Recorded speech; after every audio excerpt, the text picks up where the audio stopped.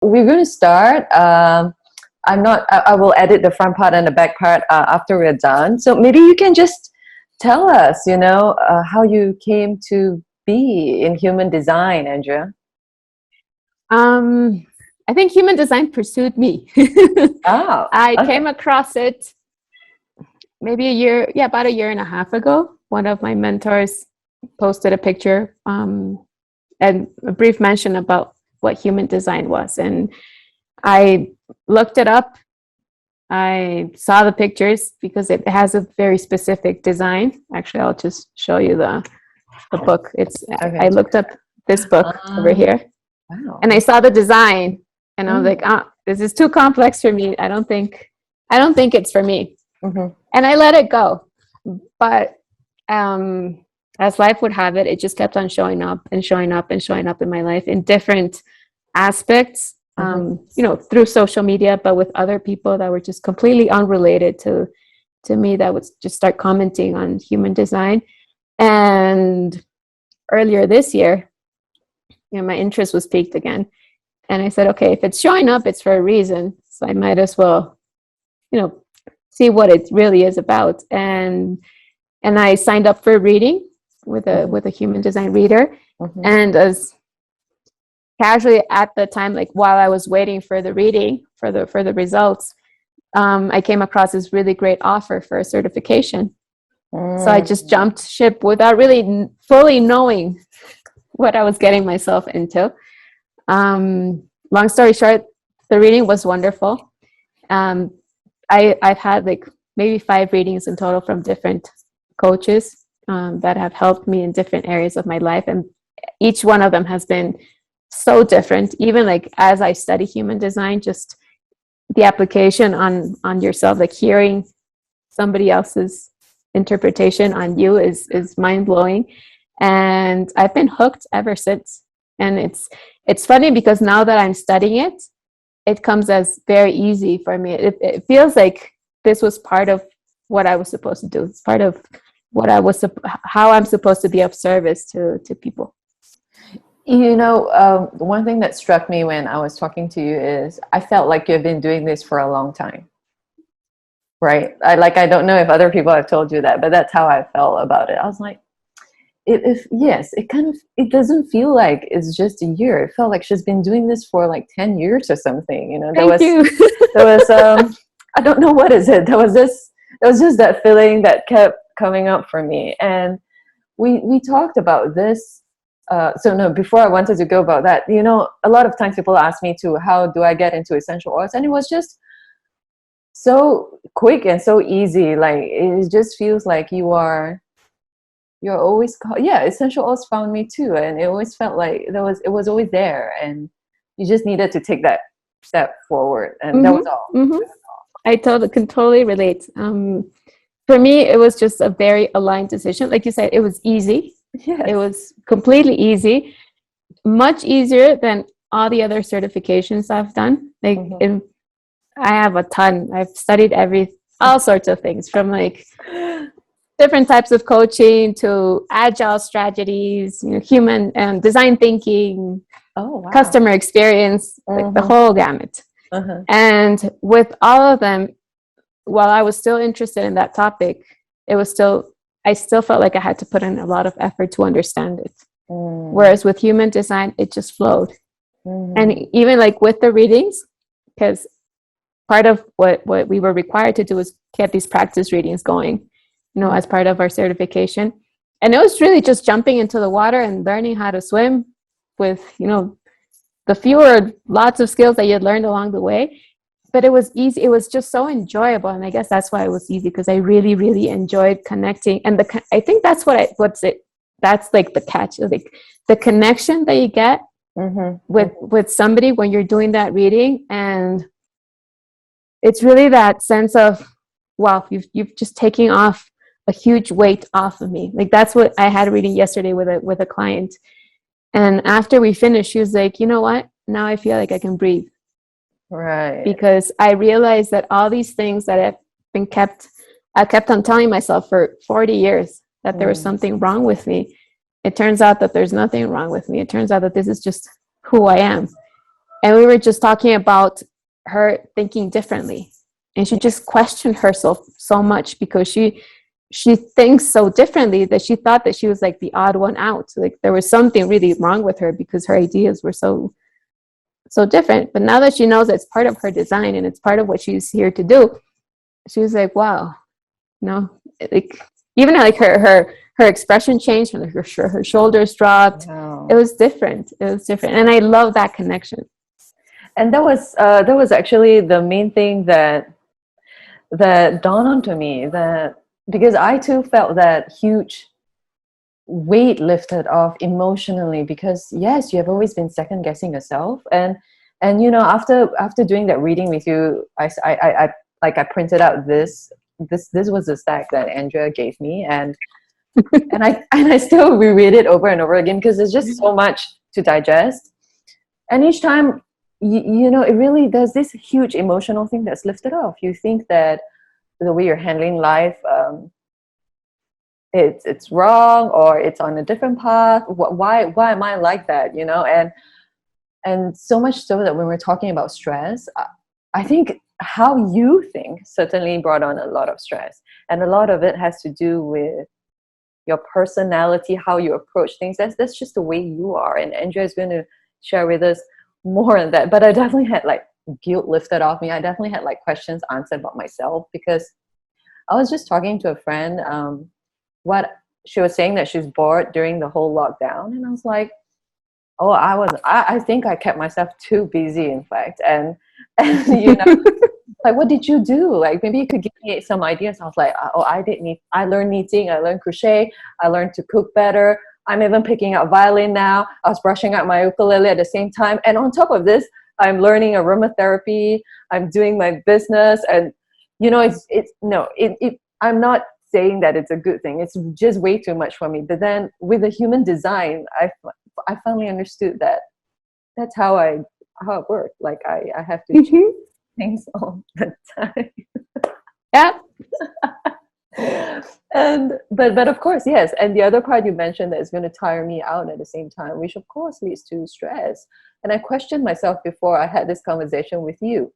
If I was busy prior to lockdown and I feel tired prior to lockdown, how is it that during the lockdown I'm still feeling tired and so busy? So it's me, right? It's me. And yes, with this I finally understood that I have to do what lights me up, and that was Andrea's key point to me, and I always remember that. And that's such a wonderful invitation to really like give yourself permission to do what makes you happy, and I feel it takes pressure from all the shoulds that we have in our lives. Yes. All the conditioning of, oh, I have to do this, or, oh, I'm 40 years old, or I'm turning 50, or I'm turning 30. I should have my life figured out. And this is what having life figured out looks like. In progress. When in reality, yeah. And it's that connection of, it's that idea that we have to think our way through, just to solve our problems, to think our way through. And we forget to connect with our inner wisdom. And that's what I love about human design, because like your body speaks, right? Yes, your body speaks. Your body speaks. Your body tells you when you're out of alignment. And it's not your mind. Your mind is a great tool to help you process, to help you analyze, but it's not the best tool for you to make decisions, because you make decisions based on your inner wisdom, based on what's right for you. And you have to listen to your body to see where, if you're just getting out of your path, your body's going to make sure they move back through. And just last week, I came across this person who was talking about how your mind justifies and gives you 10,001 reasons why you should go on, but the body doesn't lie. The body is telling you, I'm aching, I'm tired, and that's when you should rest. Yes. Yeah. Your body. I think your mind is very malleable. Whatever you give meaning to is what you create. Is where your focus is, really, from a neurological perspective. Where your attention is what's going to validate whether what you're thinking is correct or not, or what you're feeling is correct or not. It validates your perceptions of things. But like I said, it's very malleable because it depends on even past experiences, because you want to avoid past pains, whether it was feeling insecure or not feeling like you belonged, or the lack of love that maybe you felt at some point in time, and you want to avoid that, and that's what your mind is trying to protect you from. Whereas your body is not as concerned about repeating the past experiences. It's more concerned in the now, and in what you need right now, and I feel that that's where your connection really is, in the now, and being able to hone into what your body's telling you, and to just listen to what we call it gut feeling, intuition, the way your body speaks in different languages and in different ways, but just being able to listen to that is extremely powerful, and also very liberating, because it takes off pressure from having to have it all figured out, and try to think it through. Exactly, having to think it through, and it just allows you to flow. What feels good, what feels good, and it depends on, human design has 5 different types. It depends, the language, the way the body speaks depends on each type, but yeah, the essence behind is just, let me listen, let me connect with this inner wisdom. And when we don't connect, and that's where in human design is out of alignment, right? Maybe you could share with us briefly the 5 design types, and all of it is grounded in body? Yes. Oh, okay. Yeah, maybe just briefly. Yeah, so we have 5 human design types. The first one is the manifestor, and before that, let me preface that each type is here to serve. It's here to be part of a bigger puzzle. They all have a specific purpose. So we're not all the same. We are all designed in a very unique way. And when we are able to live by our type, when we're able to follow our strategy, when we're able to really live by our design, and really live by it and honor it, it's kind of like you're helping. You're doing your work to help the evolution of society, to help people really express themselves in a more authentic way, in a more aligned way, with an expression that moves away from fear, and it takes you into possibility, into even honoring the power that you have within you to make a difference, or to create a difference in your life. So the idea is, you don't have to be just like everybody else.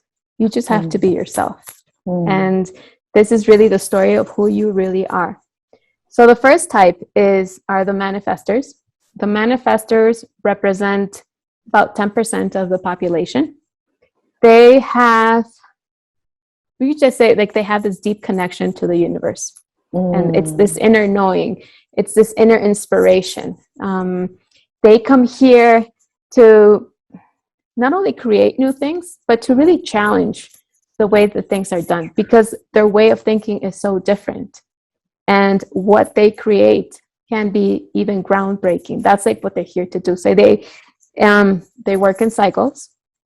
Wow. So they have this cycle. It's kind of like, between spring, summer, fall, and winter.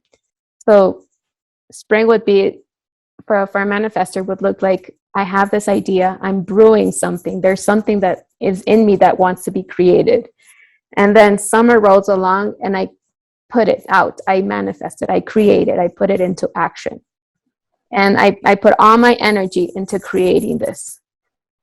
Then after it's created, it would enter its fall period, which means, okay, I'm done creating. Now I need to pass this, or, delegate this to somebody else. And this somebody has to give it, has to keep on polishing it and give it the life that it needs. But I'm done.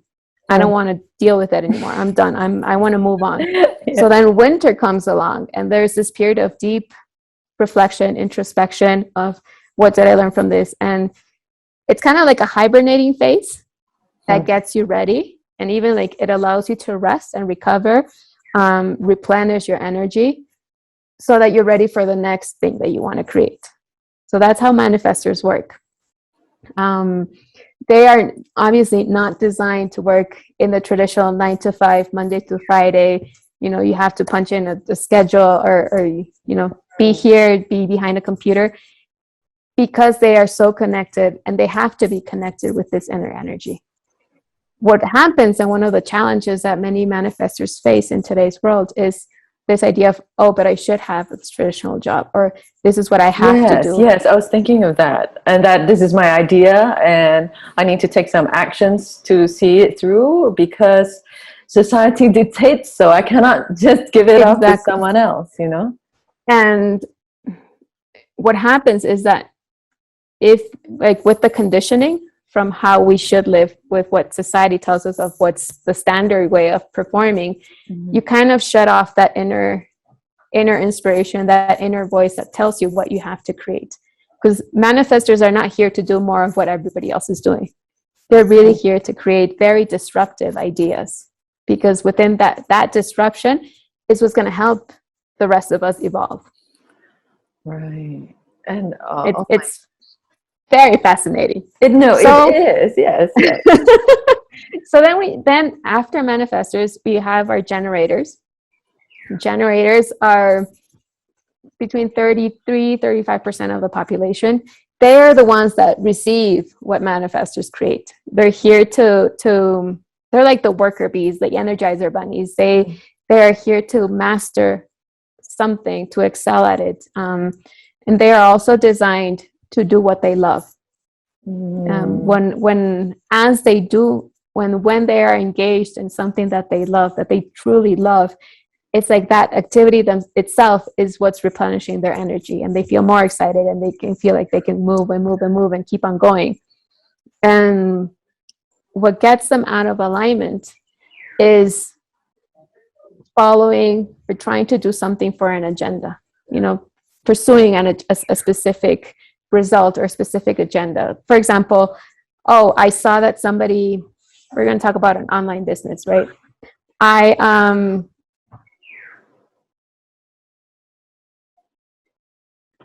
For example, if somebody wants to build a business and they see that a coach is following this program, or this other coach has completed these activities, and they'll say, oh, if I follow her same pattern, then I'm going to earn $100,000. And they're not. What generators have to do is really respond to what the universe is telling you. It's like a dance of, I'll show you the next steps, but you have to surrender the control of the outcome, of the when and how. I will show you the steps, but you have to trust. But if you have an agenda and you focus on, no, it has to be this and this way, I just have to follow these steps, then obviously you're not going to get the results you want, because you're not dancing with the universe. And that ends up in frustration, or doing something because you have to do it, and not doing it because you want to do it, also ends up in frustration. Sorry, go ahead. Go ahead. I was just thinking about the conditioning of the society and how, yes, it would really seriously cause a lot of stress and burnout in many people. Yes, it does. Yes, and you can see burnout. Yes, exactly. You can see burnout in different types. Like a manifestor, for example, can burn out when it's forced to work in this traditional way and not really honor its periods of rest and recovery, and not honor its periods of creativity. A generator can also burn out when it's forced to do something that he or she does not like, that doesn't, because, for the sake of making money, that's part of, I'm staying in a job that I hate because it pays the bills. I hate what I do. I'm not happy, but I have to do it. That type of attitude is what results in a burnout type of situation for a generator, where you're not really trusting that the universe is going to provide you the next steps. You're not really responding even to the opportunities, because when we say that you're dancing with the universe, you're really responding to the opportunities that are showing up in your life. You know, the synchronicities, the coincidences, you know, things happen for a reason, things show up for a reason. And when you're not responding to that, you're just so focused on pursuing a specific agenda, then that's what creates frustration and burnout. Yes, that is such a Yes. like a popular thing among Yes. people, right? Like you have goal setting, and then you're supposed to give your how and your when. And then if you're very goal oriented, which is something that's highly valued, then it becomes, you strive so much, you know, and it can feel, oh my gosh, that is just stress on its own. The striving day in day out over something that is not coming, and you know, so that and that's something that I see in with many of my clients, that need for certainty, because it's like you said, you have to plan your way through. You know, you have to set goals, you have to know what you're doing exactly this week. And some people, yes, are designed to do that and to operate by that way, but others aren't. And those that aren't designed to operate that way really struggle. And there's a lot of shame around that. You know, why can so-and-so do it? And if I'm not doing it right, and I'm going against my design, I don't know I'm going against my design, but I get this feeling that, you know, no matter how hard I try, I still don't get the results that I want, or I feel that I'm not doing enough, or I feel that I'm not doing it correctly. There's a sense of shame of there's something wrong with me, or this sense of guilt, or this sense of this is what I should be doing, but if I'm not doing it correctly, then who am I? I'm a fraud. I'm a failure. What does this say about me? Oh gosh, so many things going on Yes. inside the head about it. Yes, and that seriously causes a lot of sleepless nights. Okay, yes. And yes, please, I'm interrupting you. Please go on. I just have the third type are the manifesting generators. Like you and I, we're both manifesting generators. Manifesting generators are a mix of, they have manifesting qualities and they have generating qualities as well. Depending on, you know, whether you're more manifestor than generator really depends on specific aspects of your design. But I would say the great majority is more generator first than manifestor. And manifesting generators are like, in quantum human design, you call them time benders. They're here to teach people to really do things in like warp speed. They really challenge what can be done within a definite time period. It's very common to see multi-passionates. You know, most of them, many of them are manifesting generators. You know, people who like to have different things going on, multiple projects at the same time. And for those who aren't manifesting generators, you know, the amount that they carry it seems almost impossible. It's like you're taking care of the kids, you're going to the gym, you're running some kind of club, and in between you're doing 2 businesses at the same time, you're running these new projects. There's so much going on that for the average person, it can seem very exhausting. But whereas for them, that's what energizes them. They love having that we're not going to call it pressure, but the amount of projects, that variety, that's what variety, yes. The variety of things. Because if you just stay with one, it becomes boring.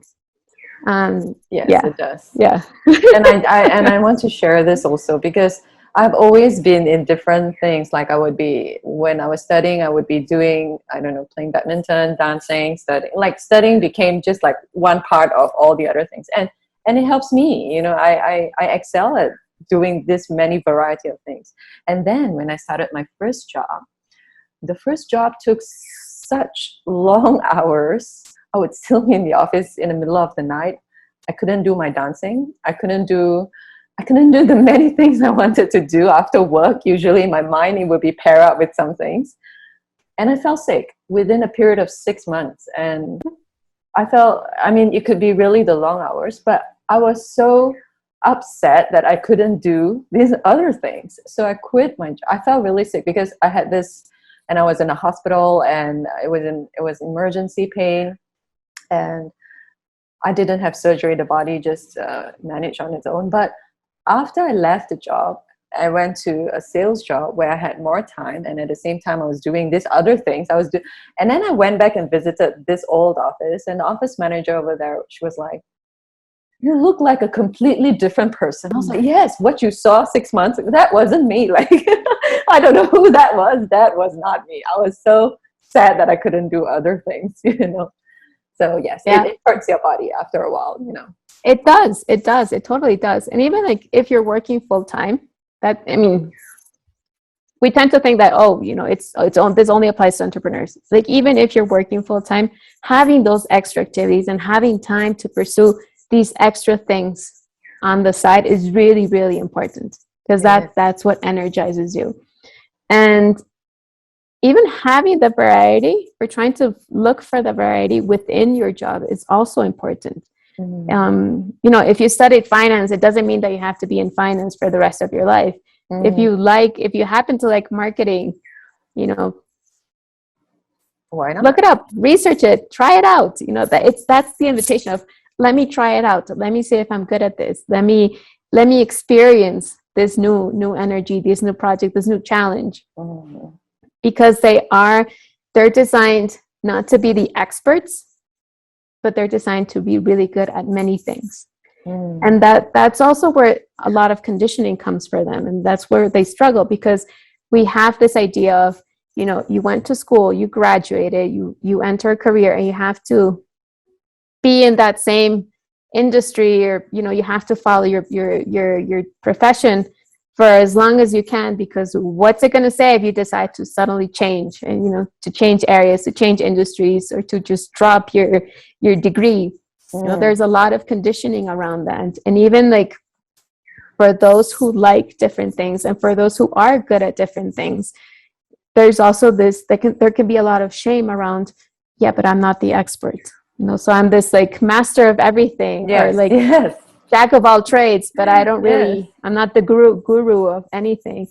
And in this world, especially like with social media, we see all these specialists, and we're not specialists. And there's also that shame of, okay, so maybe I'm not good enough. Maybe I need to hide all these other qualities. From my personal experience, that's something that I really struggled with for a long time, because I love personal development. And at the same time, I really enjoy the strategic side of business. And I also mentor startups. I do both things. But how do I present myself? Am I this transformational coach, or am I this strategic consultant or mentor? Or what are people going to say if I do both? If I say that I do both, does that mean that I'm not professional enough? Or am I not the expert that they're looking for? So there's a lot of shame around that. And now that you mention it, there is, yes. There's this whole conversation about multi-potentials around that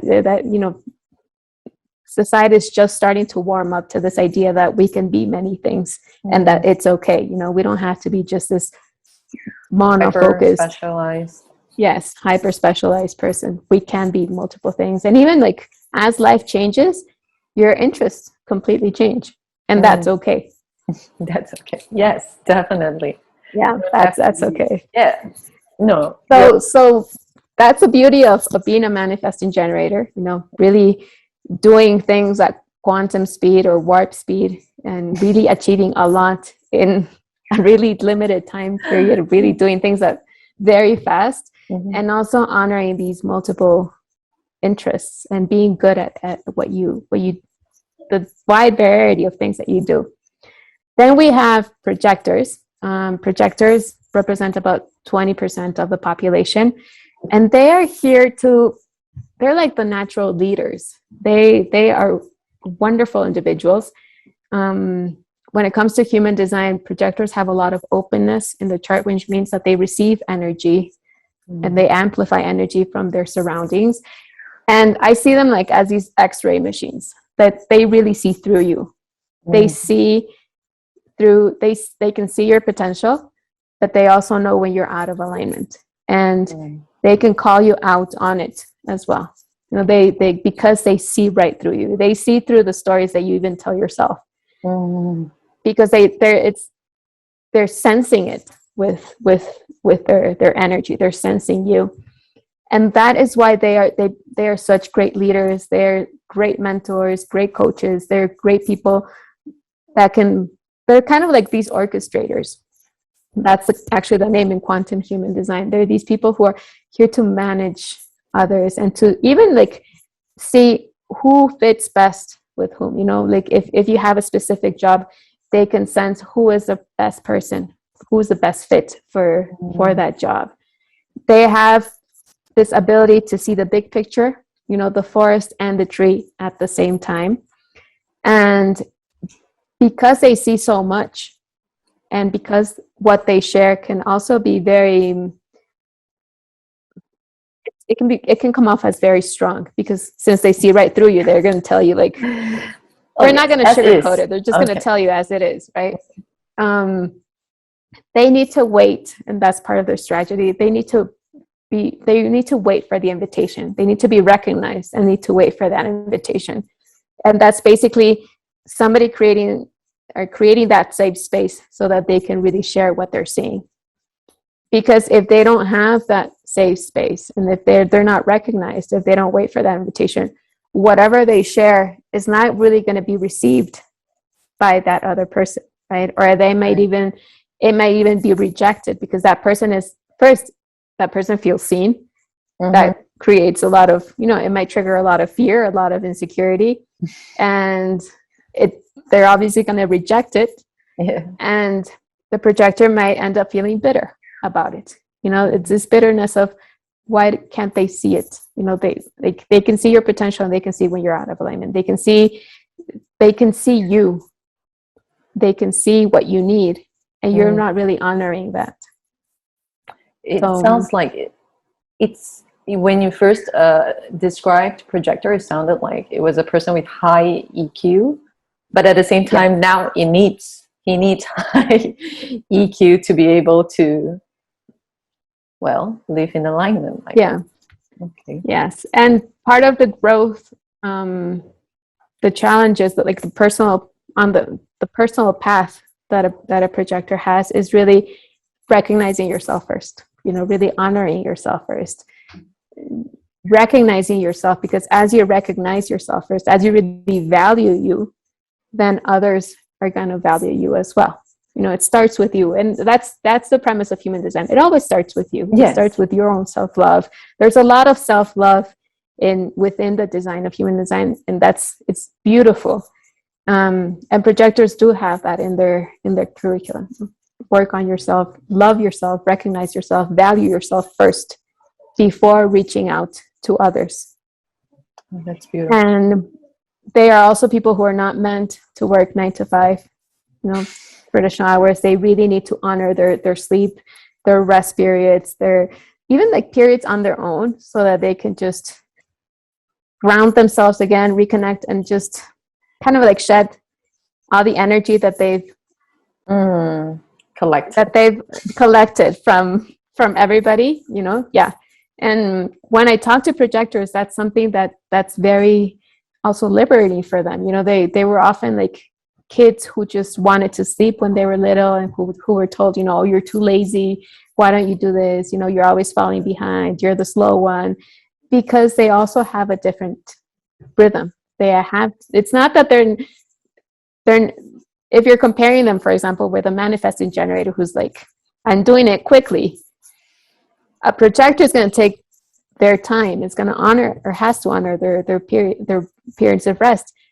But that doesn't mean that they're not going to be able to be as successful. It's just that the way around it, the way to it, is completely different.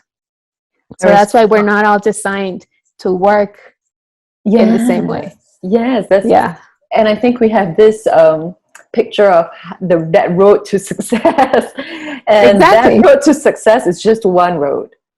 Yeah, a lot of times, and it feels, oh my gosh, it's so stifling. When you want to do something different, then it is always peppered with, "Are you sure? Do you have a backup?" And yes, and these are just, it is stifling. And then and I've heard so many people will say, "Oh, I'm just doing the degree because it's a backup for me so that I can do other things."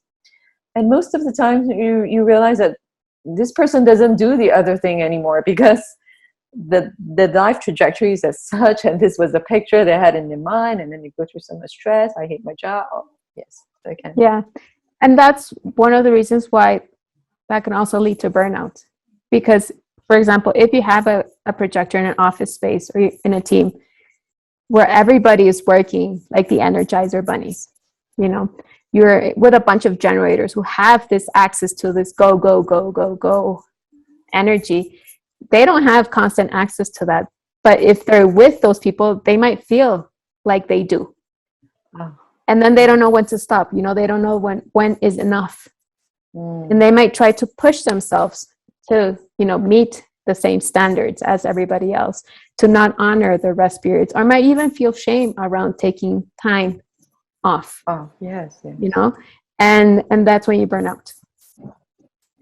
I've met projectors who didn't know that they were projectors, and that was just very liberating to see that, okay, I can take time off. It's okay. And I've met people who, without knowing their design, they were on that path. There was this one woman I coached, and she was like, you know, I have this tough week coming up, and because of that, I've decided to take 2 days off because I know it's going to be tough. So I'm taking this time for myself, and it's wonderful. It's wonderful, like how even like without knowing your design, your body is asking for that, for it to complete those rest and recharge cycles before you just go out and put out the energy for a bit of, you know, for a period of time.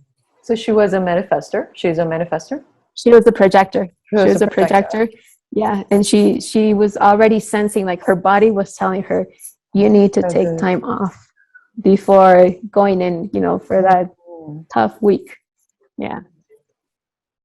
Right. You know, because you told me my son is a projector, and I've been just observing him, and yes, I think he picked up the energy from me or my husband or both of us, I think. So he's always, I have to do something. But yeah, we'll work on that soon. And his downtime is his playtime. So, you know, he's just doing his own thing. And he's always asking me, because I'm homeschooling him now, and he's always telling me, I overheard him telling his grandma that I don't like school because I have to do this and this and this and this. I cannot do my own thing. Even though he has plenty of time during the day to do his own thing. So yes, it's starting to show up in this. So we'll probably that's his energy. Yes. And he just wants to do his own thing. In human design, we call them open sacrals. Like manifestors, they don't have the sacral center open, so they don't have this access to this go, go, go energy. Projectors also have an open sacral. And when they're kids, you'll see that. You know, like my son will tell me, like, Mom, you're always working. Like, where's your rest time? Like he's a manifestor. He like really deeply questions that. He's like, you're always working, Mom. It's not just about work. You need to rest. Wow. Just, you know, take some time off. Just rest. And it's like your son. You know, I don't like school because they don't allow me to do what I want to do. It's their innate energy. It's so beautiful. Yes, it's so telling.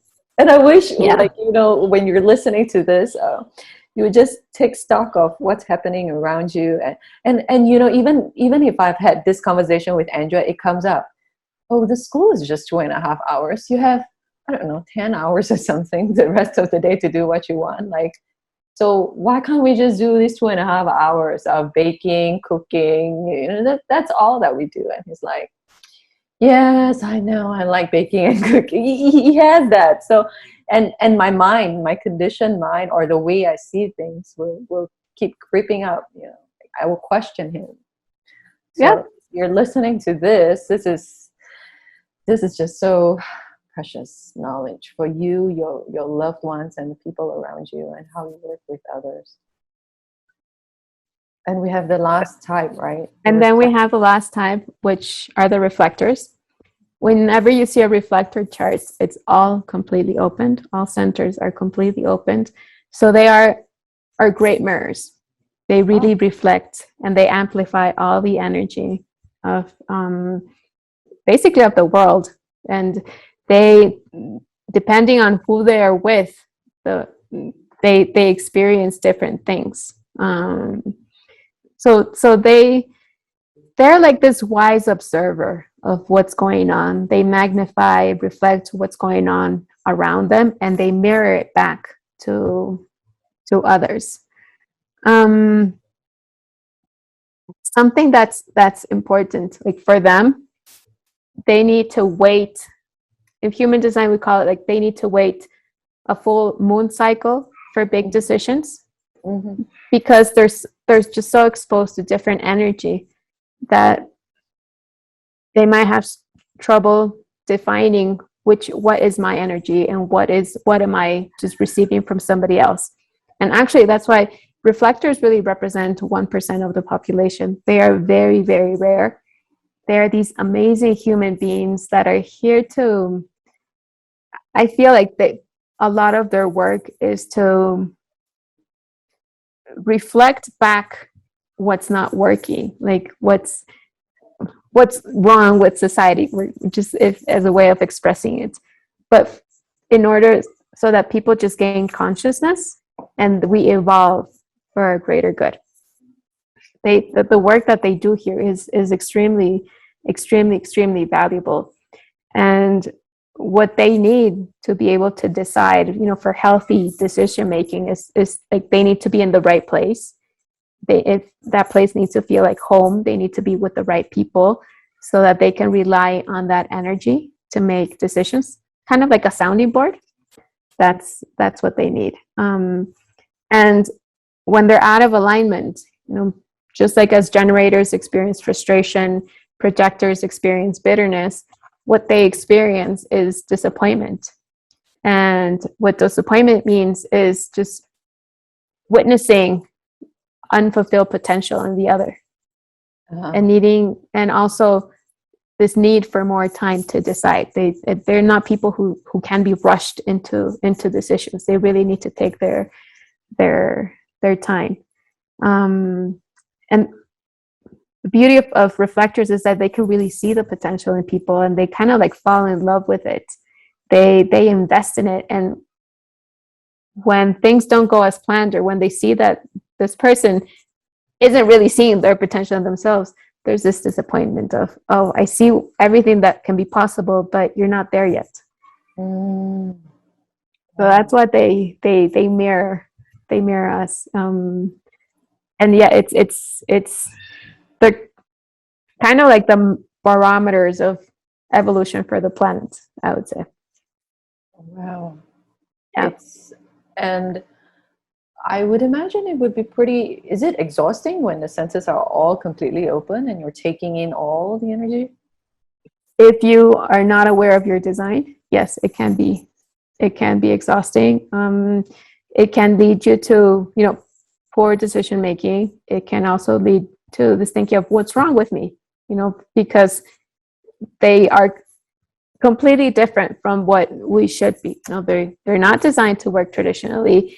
They take much longer for, to make decisions. They really amplify what they're experiencing. They're like this walking mirror. So if they don't know how to separate or to identify what's their energy from what they are perceiving, they might identify with that energy as their own. Okay. So yeah, there's a lot of they can be exposed to a lot of conditioning as well, in that sense. Yeah.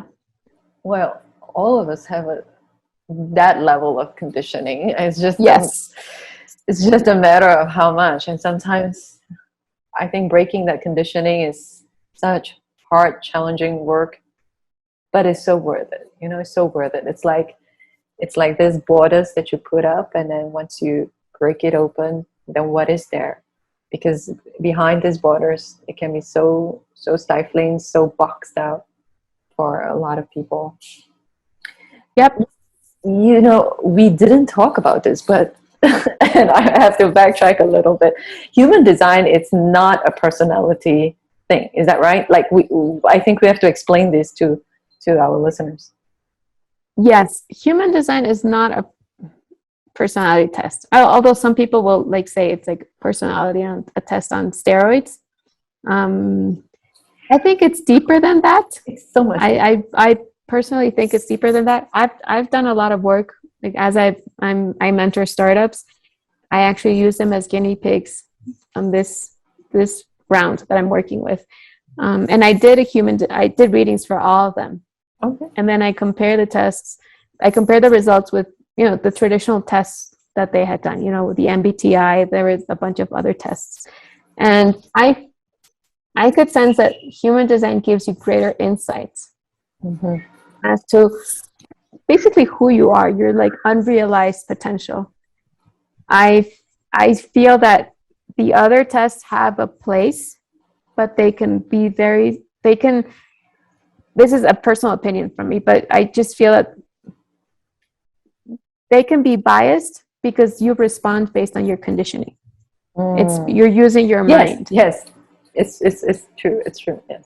On what is supposed So to be the best on answer. what is supposed to be, yes. And even like you're using your past stories to really to reply, the bunch of questions that you have. And a bunch of like people will tell me like, you know what, I answer like 50 questions for these personality tests. Like here I give you 3 facts, like my birth date, birth time, and birthplace. And I get many more things that I sense are really true to me, that are happening to me right now, and that's the beauty of human design. And also just the outlook, because the focus of human design is not about what's wrong with you. It's about what's possible in you. It's I about love your that. I love that. potential. And I love that approach, because I think we, even like in coaching, in personal development, we need to shift away from you're broken, you need fixing. You're not broken. Maybe you're not understanding yourself. You're not really connecting with who you are, because in reality we are all amazing humans. We're beautiful, complete, whole, perfect human beings. We're these amazing souls as well. And when we can live from that potential, then amazing things can happen as well, because we just give ourselves permission to step into the world from a more authentic place, instead of a place of fear, of to hide our imperfections, So that we could fit in.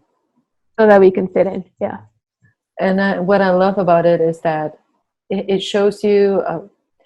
I remember asking you this question: is this something I could improve on? When you say it's undefined, and I realized your answer was, "There's nothing to improve on. It's just there's no right or wrong, or it should be better like this." And I find that really accepting,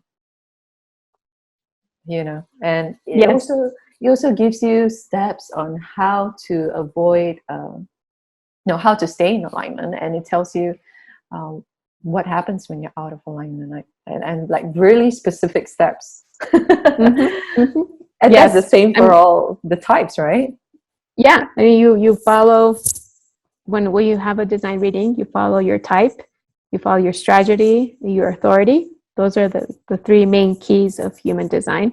And honoring how your energy, how your design processes energy, helps you be in alignment. And the reality is, like, for example, we talked about these non-self themes of frustration, bitterness, disappointment, etc. And it's not that you have to avoid them at all costs. These are just signals that there's something in your life that's out of alignment. What's going on that's keeping you, that has you in that state?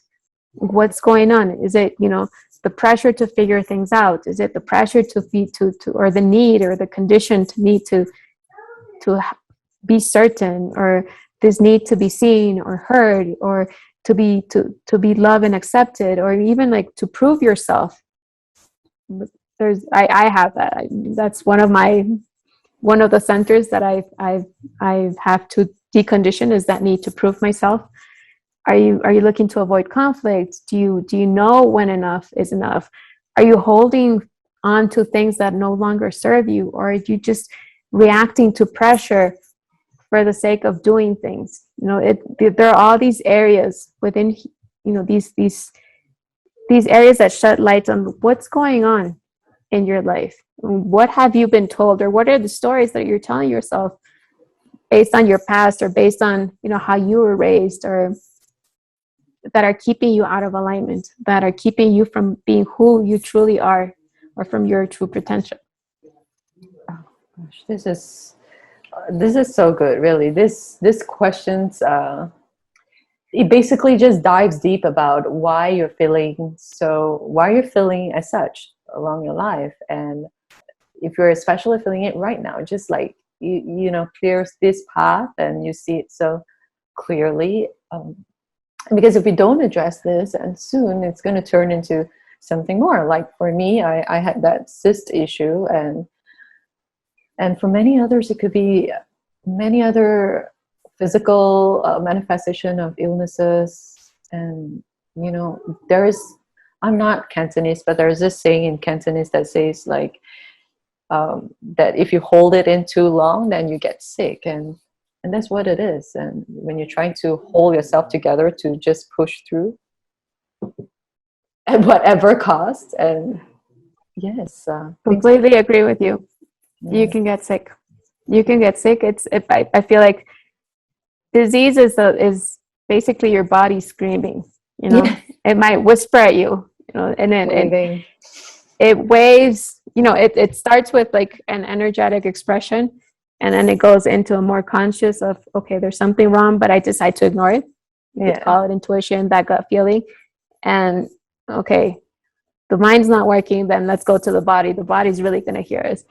And even like with accidents, you know, if you broke your leg, if you broke your arm, like things that force you to stop, I see that as a reflection of life telling you, stop, stop. Yeah, reassess what's going on. yes. And I think it's really beautiful that you're looking at all the signals that come in. I think it was you who told me that even the basis of human design takes into account the energies that being you into you. Is that right? I probably have. Yes, that's why the birth date and the birthplace and the time is so important. And I think we as human beings, we have excluded ourselves from nature, Mm-hmm. so much so that we kind of think that we are like this exclusive silo who can move around on their own. But really, we are always in this interaction with everything around us, be it Exactly. nature, the air. And then somebody said, let's return to nature. And then, but we are nature. You know, we are part of it. Like, how do we get out, and so that we need to return to it? Mm-hmm. I Mm-hmm. think that's really the funny thing about people these days. The last question I want to ask you, it's really, do you have any client who experienced like a serious stress or burnout, and then when they found out about their design, they did something that is different? I'm And actually working with two. Um, well, I'm a case of burnout. I'm mm, the I'm mm, a former burnout person. But yeah, most of the people actually have that I've worked with have experienced some kind of burnout. I've recently worked with a woman. While we were working, she was sick with COVID, and this experience, you know, with life, what we were saying, you know, life is putting on hold of, you know, reevaluate her whole process of, you know, going through the disease itself, but also while analyzing her human design was really insightful for her, because she could really see then how her body was manifesting and how her body was reflecting where she was out of alignment. Um, I've worked with people who are having relationship issues, mhm. mostly that think of, I'm not enough. I I am maybe even too much. So because I'm too much, I'm not going to be accepted. So I need to make myself small. Oh, And there's this constant overthinking, which leads to anxiety of, what am I doing? Am I doing it right? Am I too much? Am I pursuing this guy? Am I chasing him? so it leads to this feeling of I'm walking on eggshells all the time, and it's exhausting. Okay. And that not only takes a toll on you emotionally, mentally, but in your surroundings, it takes a toll on yourself, on everything, because because you're putting so much energy on this. In this case, she was just ignoring her business for a while, because she was so focused on, am I enough? Am I lovable? Do I deserve this? And what am I doing wrong? What am I not seeing? And as we start looking at her human design, and that's tied on with a hypnosis program, we were able to identify, okay, what's going on? Where are you out of alignment? Where are your potential areas of conditioning? And it was very freeing.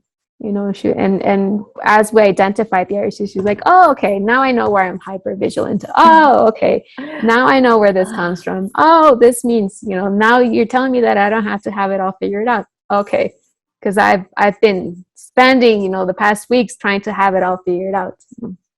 It is so freeing. And it's like, if you're hyper vigilant in all areas, then it's oh my gosh, the stress that comes with it is so much. Yes. So I guess where I'm more focused, while burnout is a huge thing, I think it's the antithesis, which is imposter syndrome, of that feeling of either I'm not enough, or that I have to be that superwoman that has it all covered, and from those extremes, which are basically they all, they're on both extremes of what imposter syndrome is. And human design really does shed light on a lot of things about imposter syndrome, and about the stories, because imposter syndrome isn't really a disease. It's just the manifestation of you reacting, or you trying to prevent painful events from happening again. And it's a collection of stories that you've told yourself about your ability to face the world, or to be in relationships. So when we identify the areas of, what's going on with your self-love, what's going on with you feeling like you're not valuable, or you questioning your value, or you even not being able to charge what you're worth because you're afraid of, rejection, or or even compromising things about yourself for the sake of acceptance. When we get into that, then we can dive deeper into what are the stories that I'm telling me about myself. And then we go and identify the patterns from the past. It was like, I guess things like, oh, it's because my family always told me that I was such a drama queen. Or, there was this one time when I was in first grade that I was asked to spell the ABCs, and I couldn't do it. And that made me feel so ashamed that now I feel like I have to over prepare for everything. And so we can go back to these key periods, and then rework the meaning that you're giving to those stories, and the meaning that you're giving to yourself. Andrea, you're a hypnotherapist too? Yes. Wow. Yes, I do. I'm a hypnosis consultant. I do 7th path and 5th path hypnosis, which is advanced transformational hypnosis. And I also am a RIM practitioner, which is it's a method. It's basically reimagining images in memory, which is a way to release the emotions that you have in you. Kind of like the stuck emotions. It's a wonderful process.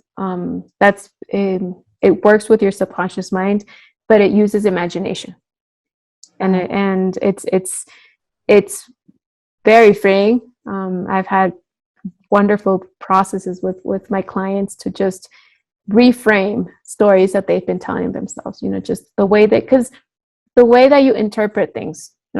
An event happens and you give it a meaning, whether it's good or bad, and that meaning evokes an emotion in you.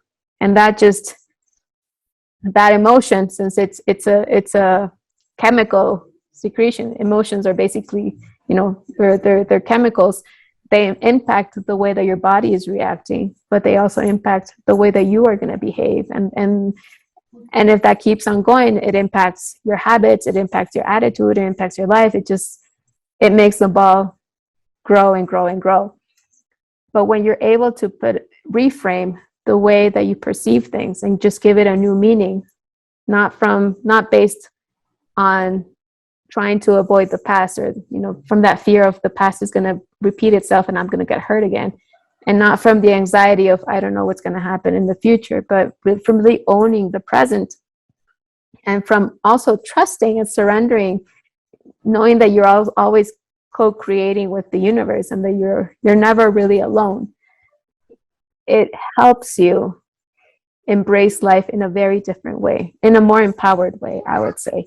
So you stop being the victim of what's going around you, and you just stand in your power and gain control of how you want to show up into the world. And it's that switch from life happens to you to I happen to life. I'm making things happen. Yes.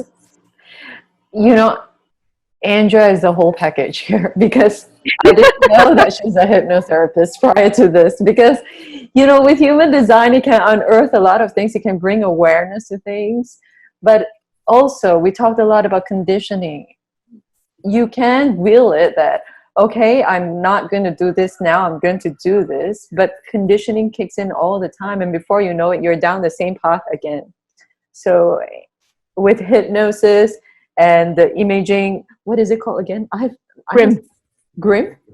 RIM. RIM. Yes, with RIM, I think she is really the whole package here. I didn't know this prior to this, so I'm like, yes, Andrea is going to help you with the deconditioning. It's part of manifesting generator thing of doing multiple things or learning multiple things. Yes, I'm not surprised, but wow, yes, it's a whole package. It's really great what you're doing. And where can people find you? Your social handles? I'm online. I hang out mostly on Instagram at ANG, which are my initials, ANG .transformation catalyst. And yeah, feel free to message me. I wanted to actually gift your listeners with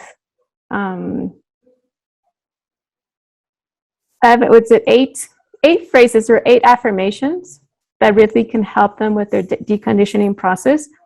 These are not something that I came up with. These are something that Carrie Curry Parker, which is one of my mentors, and she's a creator of quantum human design, which is like the next level of human design.